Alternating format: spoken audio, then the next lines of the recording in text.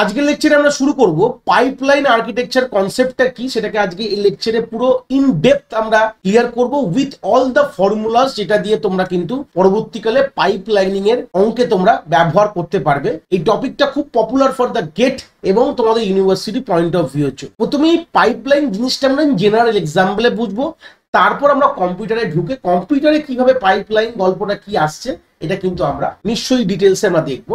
দেখো, আমি একটা সিম্পল একটা গল্প তোমাদের বোঝাই। ধরে নাও একটা দোকান রয়েছে, এই দোকানে তিনটে আমাদের সেগমেন্ট রয়েছে। একদম এই গল্পটা ভাবো, তিনটে সেগমেন্ট রয়েছে। তিনটে সেগমেন্ট, ধরে নাও একটাকে বলে বিলিং সেগমেন্ট, একটা হচ্ছে এটা খাবারের দোকান। এটা কার দোকান? এই দোকানটাকে আমি পুরো এরকম ভাবে হাইলাইট করছি। ধরে নাও আমি এটাকে এক্সাম্পল দিই KFC, খুব পপুলার তোমরা জানো, কেনটাকি ফ্রাইড চিকেন। ধরে নাও এরকম একটা KFC দোকানে তিনটে সেগমেন্ট রয়েছে। এটাকে বলা হয় সেগমেন্ট বা একটা ইউনিট বলতে পারো। আমি সেগমেন্ট কথাটা পরে ইউজ করবো বলে রাখলাম রিজার্ভে, ইউনিট বলে। এটা ইউনিট 1 রয়েছে, এটা ইউনিট 2 রয়েছে, এটা ইউনিট 3 রয়েছে। ভালো কথা।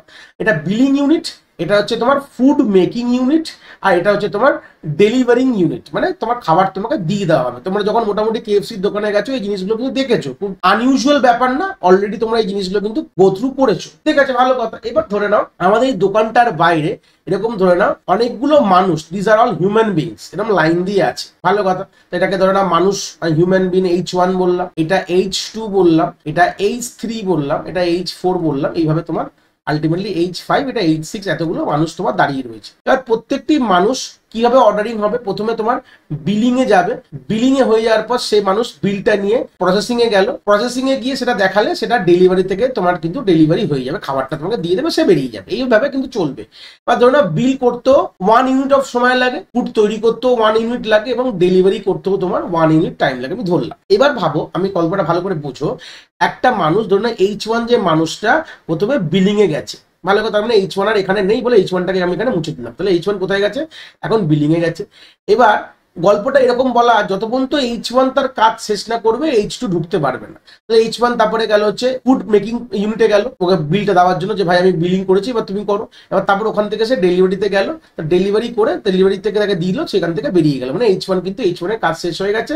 হিউম্যান যে H1 ছিল সে তার খাবারের বাকেট নিয়ে, যেখানে KFC বাকেট আছে, এটা নিয়ে কিন্তু সে আরামসে খেতে চলে গেল। তাহলে এবার ভাবো, তাহলে H1 এর টোটাল এই জিনিসটা পেতে সময় লেগেছে 3 ইউনিটস অফ টাইম লেগেছে। 3 ইউনিট অফ টাইম, UOT মানে ইউনিট অফ টাইম লেগেছে। তার মানে যদি এই প্রসেসে চলতে থাকে তাহলে টোটাল আমাদের কাছে 6টা হিউম্যান বিং ছিল। তাহলে সবার যদি 3 ইউনিট অফ টাইম লাগে তাহলে আমাদের কতগুলো সময় লাগছে? 18 ইউনিট অফ টাইম কিন্তু আমাদের লাগছে। ভালো কথা। তার মানে এখানে গল্পটা কি ছিল? এখানে একবারে একটা মানুষই KFC দোকানে ঢুকতে পারবে, সে তার কাজ শেষ করলে তাহলে পরের লোক ঢুকবে। তাহলে এইরকম অর্ডারে যদি চলতো তাহলে কিন্তু আমার 18 ইউনিট অফ সময় কিন্তু এই 6টা মানুষকে খাবার করতে লাগতো, মানে খাবার দিতে বলতে পারো তোমার লাগতে পারে। এটা একটু চেঞ্জ করলাম, আমি একটু পাল্টে দিলাম। কি করলাম এবার দেখো, কি চেঞ্জ করেছে, শাখাটাকে মুছে দিই। এবার আমাদের H1 আবার এখানেই রয়েছে। এবার একটা নতুন সিস্টেম আমি ইন্ট্রোডিউস করলাম। কি সিস্টেমটা, তার নাম কি বলছি? তো বললাম প্রথমে তো H1 দেখো এখানে গেল, মানে প্রথমে ঢুকলো দোকানে গেট দিয়ে, বিলিং ইউনিটে ঢুকলো, H1 দাঁড়িয়ে আছে এখানে। তো 1 ইউনিট অফ সময় তো হলো।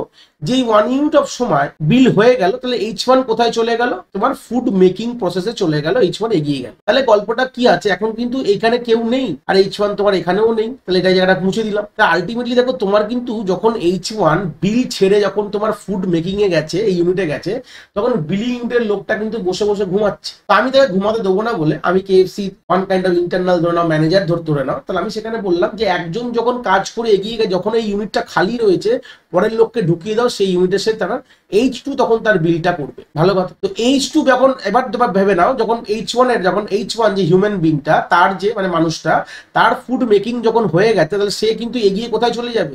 সে এগিয়ে চলে গেল তোমার ডেলিভারি ইউনিটে চলে গেল। তাহলে এখন তোমার ফুড মেকিং খালি রয়েছে, তো H2 এরও বিলিং হয়ে গেছে। এবার H2 কি করবে? এখান থেকে মুছে দিলাম, তাহলে H2 চলে যাবে হচ্ছে তোমার এই ফুড মেকিং এ চলে গেল H2। এইবার দেখো বিলিং খালি হয়ে গেল, তাহলে H3 কে এখানে ঢুকে গেল। তার মানে আর H3 বাইরে দাঁড়িয়ে নেই। তার মানে আমি H2 কেও মুছে দিলাম, H3 কেও মুছে দিলাম, তার মানে এখন বাইরে কিন্তু H4। তাহলে বলছে, তাহলে এই সিস্টেমটা কি বলছে, যে কোনো ইউনিটের কাজ শেষ হয়ে গেলে সেই ইউনিটটা বসে থাকবে না, মানে ভ্যাকেন্ট থাকবে না, সে আরেকটা কাজ নিয়ে নেবে। তাহলে এই অর্ডারে যদি কাজ চলতো তাহলে কিন্তু সময়টা আমার 18 ইউনিটস অফ টাইম লাগবে না, এর ক্যালকুলেশনটা আমি এখানে করব না। এই যে সময়টা অবভিয়াসলি কমে যাচ্ছে, কেন কি এক একটা মানুষ 3 ইউনিট লাগছিল, এখন কিন্তু তা লাগবে না, এখন কিন্তু অনেকটা কমে যাবে। কিভাবে কমবে তার ফর্মুলা, তার অঙ্কটা আমি এখানে বললাম না, ধরে নিলাম এর থেকে অনেক কমে যাবে। কত কমবে আমি সেটা আমি বলছি না এখানে কার কারণের জন্য, বাট আইডিয়াটা ক্লিয়ার করে নাও যে কাজটা কি হলো, আমি কি পাল্টালাম এখানে। আমি পাল্টালাম, একটা কথাই বোঝালাম যে এখানে কোনো ইউনিট ভ্যাকেন্ট থাকবে না। তার মানে এবার ভাবো, আমি আরেকটা স্টেপ তোমাদের দেখাই। H3 যখন ডেলিভারি নিয়ে বেরিয়ে গেল, তার মানে কি হবে এই গল্পটায়, তখন H2 তখন ডেলিভারিতে চলে গেছে, ভালো কথা। H3 তখন ফুড প্রসেসিং এ চলে গেছে, মানে ফুড মেকিং ইউনিটে দাঁড়িয়ে আছে। আর H4 কিন্তু বিলিং এ চলে এসছে, তাহলে H4 আর কিন্তু বাইরে নেই। তাহলে যখন তোমার দেখো H1 এর কিন্তু তোমার 3 ইউনিট সময় লেগেছে, H1 এর কিন্তু কম লাগেনি, ও 3টে সেগমেন্ট ক্রস করেছে, কিন্তু সবারই কিন্তু 3 ইউনিট করে সময় লাগছে। বাট ওভারঅল যে সময়টা লাগছিল 6টা মানুষকে খাবার দিতে, সেটা কমে গেল। কেন দেখো, 3 ইউনিট অফ সময় লাগলো হচ্ছে H1 এর তো খাবার পেতে, সবারই 3 ইউনিট লাগছে, কিন্তু আলটিমেটলি যখন H2 যখন বেরালো, যদি ক্লক পালসে তোমরা দেখো, তাহলে 4 ইউনিট টাইমে কিন্তু তোমার, যখন তোমার ঘড়িতে যখন 4 ইউনিট টাইম হচ্ছে, তখন কিন্তু তোমার H2 বেরাবে, H3 তারপরেই বেরিয়ে যাবে, এইভাবে একজন করে বেরোতে থাকবে। তো ওভারঅল টাইমটা কিন্তু তোমার অনেকটা কমে গেল, এটা অনেকটা কমেছে। যখন আমরা এক্সাম্পল প্রপার দেখবো, যেটা বুঝতে পারবো অনেকটা সময় কিন্তু ওভারঅল সময়টা কিন্তু করে। আলটিমেটলি কি হলো, পাইপলাইনিং করে কি করি, ওভারঅল সিপিইউ স্পিডটাকে আমরা বাড়ানোর চেষ্টা করি। এটাই তো বেসিক কথা ছিলাম, এর আগের লেকচারে ডিসকাস করেছিলাম। তো এখান থেকে সেটাই আসলো আলটিমেটলি। এই যে কাজটা দেখালাম আমি, একটা ইউনিট ফাঁকা থাকবে না, বসে থাকবে না, এটাকেই বলা হয় one kind of a pipeline concept বলা হয়। এই কনসেপ্টটাকে বলা হয় পাইপলাইন। তাহলে এখান থেকে আমি যখন কম্পিউটারের দিকে আসবো এই আইডিয়াটাকে নিয়ে, যে আমার কোনো ইউনিট ভ্যাকেন্ট থাকবে না, তো সেটাকেই ওয়ান কাইন্ড অফ বলতে পারো পাইপলাইনিং কনসেপ্ট। মানে একটা খালি হয়ে গেলেই সেখানে তোমার পরের কাজ দিয়ে তাকে কিন্তু অ্যালোকেট করে দেওয়া হবে। তো চলে আসি, এটা তো মোটামুটি একটা আইডিয়া পেয়ে গেলাম যে বেসিক পাইপলাইনিং কি। এবার আমরা কম্পিউটারের কথা একটু চলে আসি। প্রথমে আমরা দেখবো যে একটা ইনস্ট্রাকশন, যখন নর্মালি একটা বেসিক কথা বলি, ইনস্ট্রাকশনের মধ্যে কতগুলো আমাদের সাব ফেসেস থাকে। মানে মোটামুটি আমরা ইনস্ট্রাকশনকে আমরা বুঝেছি যে একটা ইনস্ট্রাকশন সাইকেল কি জিনিস। যে ইনস্ট্রাকশনকে প্রথমে আমাদের ফেচ করতে হয়, বলা হয় ইনস্ট্রাকশন ফেচ। তারপর হয় হচ্ছে ইনস্ট্রাকশন ডিকোড, তারপরে হয় হচ্ছে অপারেন্ড ফেচ, তারপরে হচ্ছে অপারেন্ড এক্সিকিউট হয়, তারপরে সেই অপারেন্ডটাকে আমরা আবার স্টোর করে আসি। মানে একদম বেসিক কথা হয় যে ফেচ, ডিকোড, এবার অপারেন্ড ফেচ বলতে পারো, বা এটাকে মেমোরি রিড অ্যাকচুয়ালি বলে, এক্সিকিউট অ্যান্ড রাইট ব্যাক। এটাই হচ্ছে বেসিক আমাদের ফ্লো অফ ইনস্ট্রাকশন হয়। মানে একটা ইনস্ট্রাকশন কিন্তু এই স্টেজগুলোর মধ্যে দিয়ে যায়, তাহলে গিয়ে একটা ইনস্ট্রাকশন সাকসেসফুলি এক্সিকিউট করে।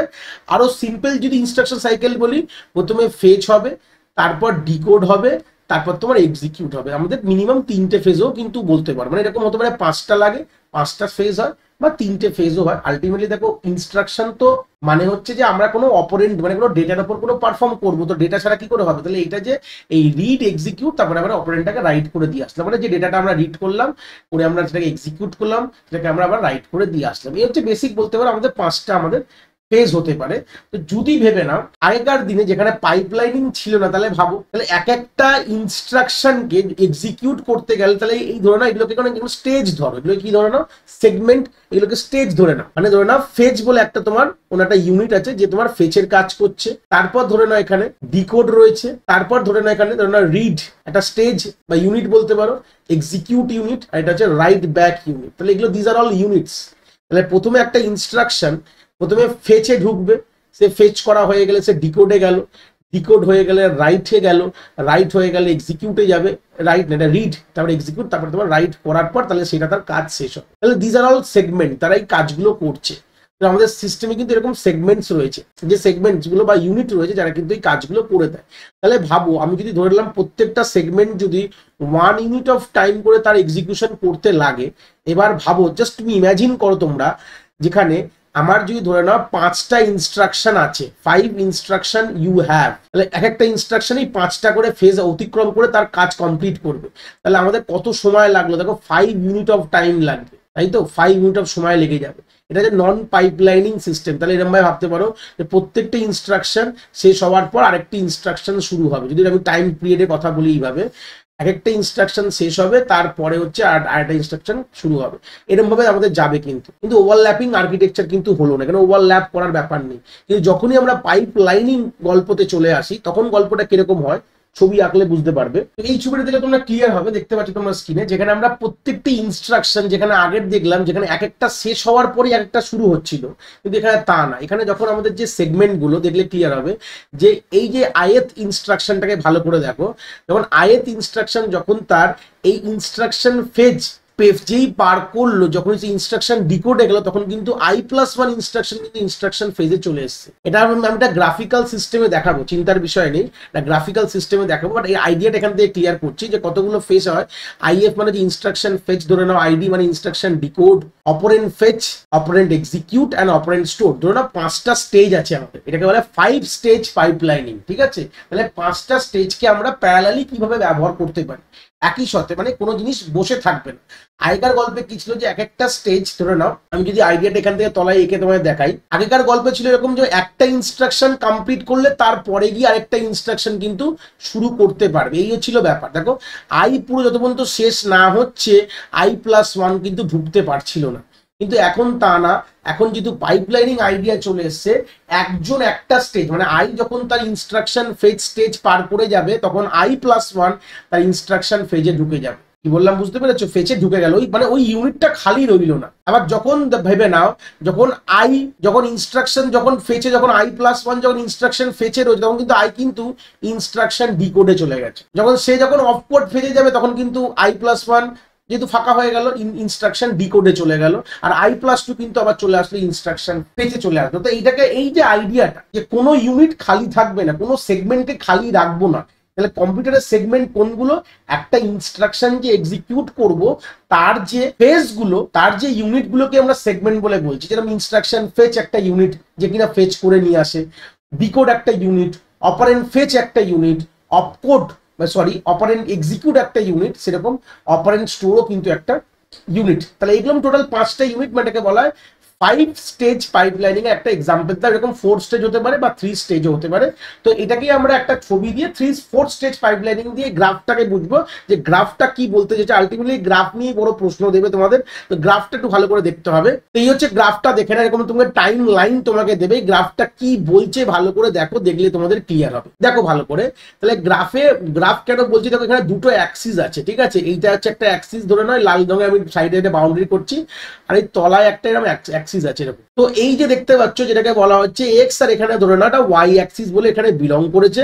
তো আলটিমেটলি এই যে এক্স ওয়াই অ্যাক্সিস, এগুলো হচ্ছে segment, this are all segments, ID, IF, ID, EX, WB, this are all segment. তাহলে এটা হচ্ছে 4 স্টেজ পাইপলাইনিং। এটা কি কিসের এক্সাম্পল দিয়েছে?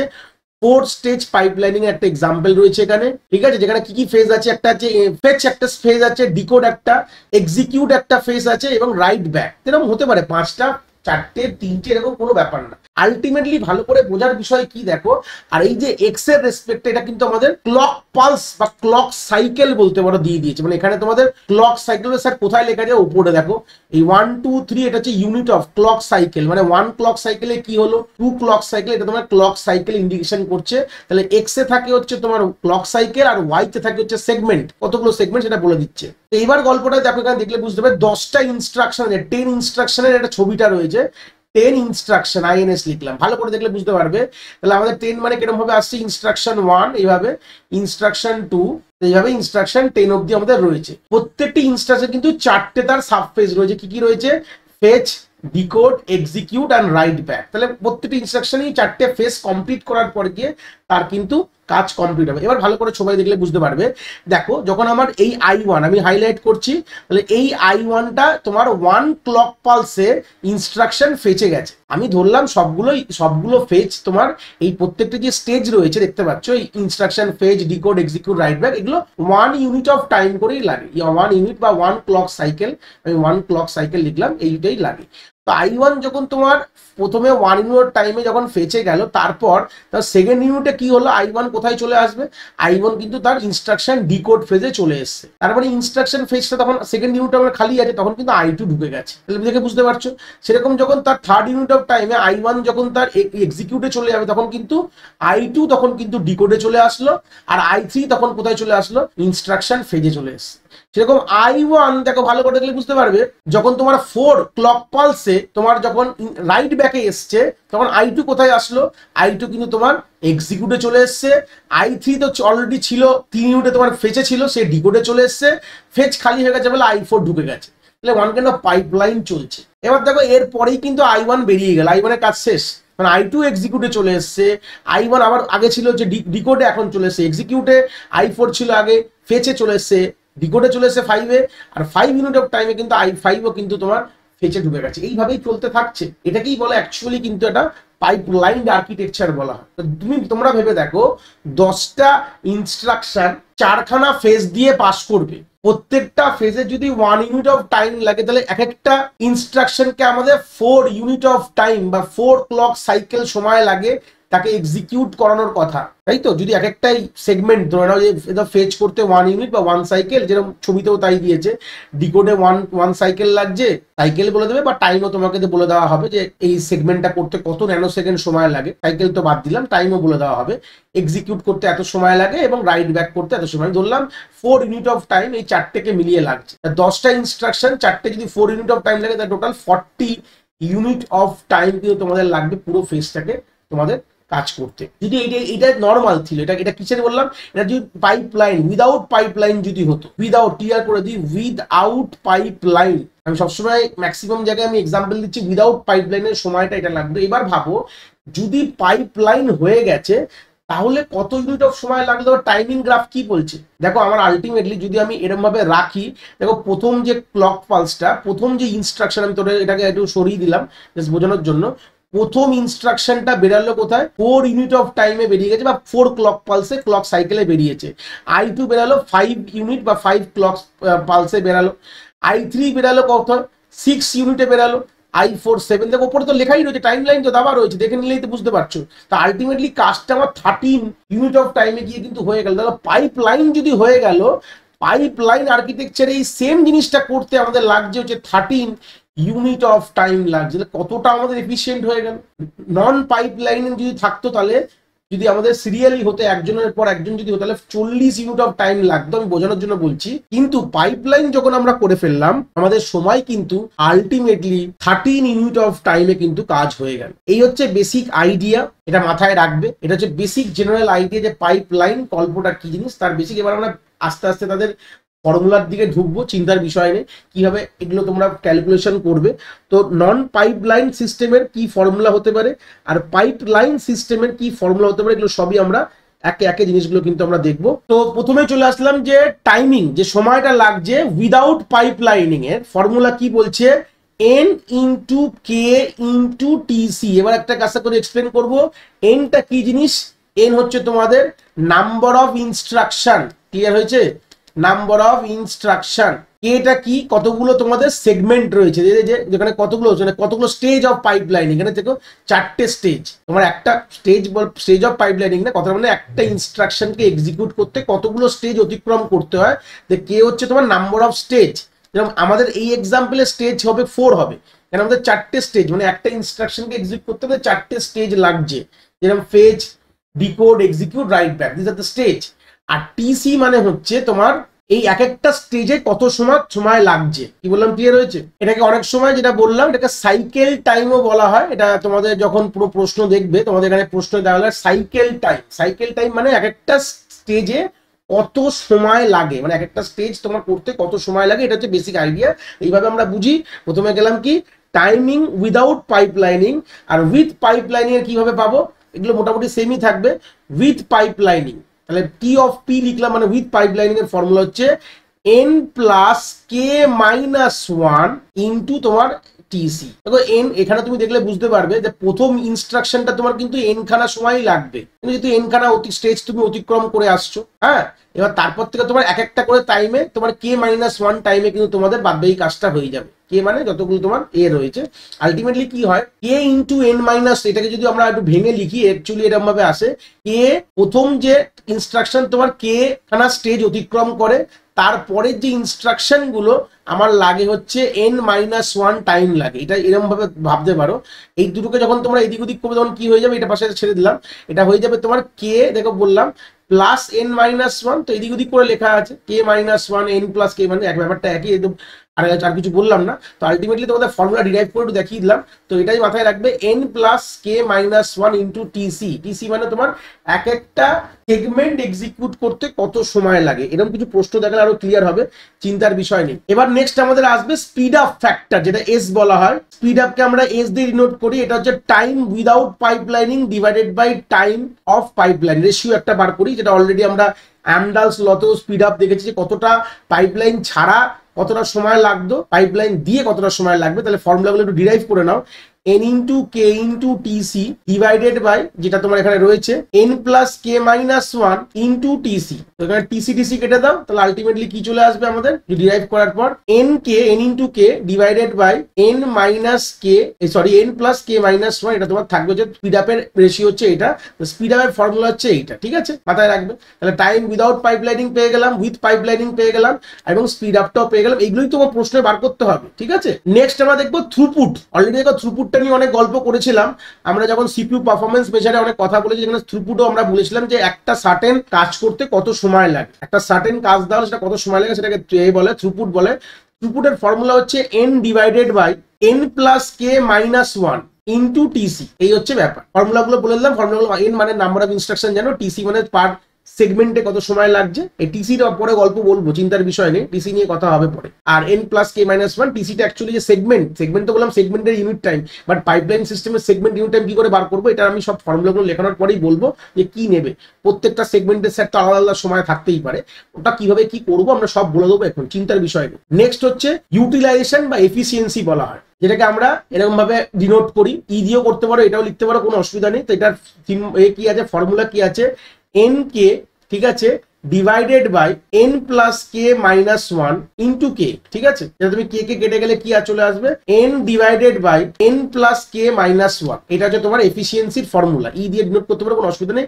This is the appropriate formula of efficiency of pipelining system, ঠিক আছে। আরেকটা বলে দিই, দেখো যদি দেখে তোমরা বুঝতে পারো যে এস আর তোমার এফিসিয়েন্সির মধ্যে কি সম্পর্ক আছে। এফিসিয়েন্সির ফর্মুলাটা কি পেয়েছিলাম অলরেডি এক্ষুনি দেখলে। এবার ধরে নাও আমাদের এস এর ফর্মুলা কি ছিল, n কে, এটা ইকুয়েশন তোমাদের দেখিয়ে দিই, মানে অনেক সময় প্রশ্ন এটা দিয়ে দেয়। এটা হচ্ছে তোমার স্পিড আপ এবং তোমার এফিসিয়েন্সির মধ্যে কি সম্পর্ক, যেটা তোমার এফিসিয়েন্সির ফর্মুলা পেলে হচ্ছে n divided by n plus k-1। দেখো আলটিমেটলি ফর্মুলা সব সেম আছে, কিন্তু জাস্ট এখানে কেটা এক্সট্রা আছে, এসে একটা নেই। তাহলে আমরা বলতে পারি যে speed up is equal to n into K into efficiency. এটা হচ্ছে ওয়ান কাইন্ড অফ একটা সম্পর্ক আমি এখান থেকে তৈরি করলাম, ঠিক আছে।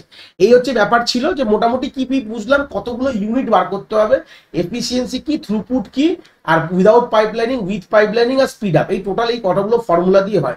এবার আমি প্রশ্নগুলো একটু একটা জিনিস দেখাই, দেখলে বুঝতে পারবে। দেখো আমরা যখন এখানে সেগমেন্ট গুলো বলছিলাম, এটা ধরো আমি লাস্ট যে এক্সাম্পলটা দিয়েছি, ধরো ফেচ, ডিকোড, এক্সিকিউট আর রাইট ব্যাক, এই চারটে সেগমেন্ট নিয়ে কথা বলেছি। ভালো কথা, এটা ফেচ ইউনিট, এটা ডিকোড, এটা এক্সিকিউট, এটা রাইট ব্যাক যেটা ছিল। এই যে টিসি, বারবার এই যে কথাটা বলছি না, টিসি ব্যাপারটা কি, এটা বললাম সেগমেন্ট, ক্লক সাইকেল, এই যে বলছি এক একটা সেগমেন্টের এক্সিকিউশন টাইম, সেগমেন্ট টাইম। দেখো হতে পারে, দেখো এখানে যে ধরে নাও যে তোমার এই যে ফেচ যে ইউনিটটা, সে ধরে নাও 2 ন্যানোসেকেন্ড সময় নিচ্ছে, এটা তোমার 5 ন্যানোসেকেন্ড সময় নিচ্ছে কাজ করতে, মানে ডিলে ইউনিটটা কাজ করতে।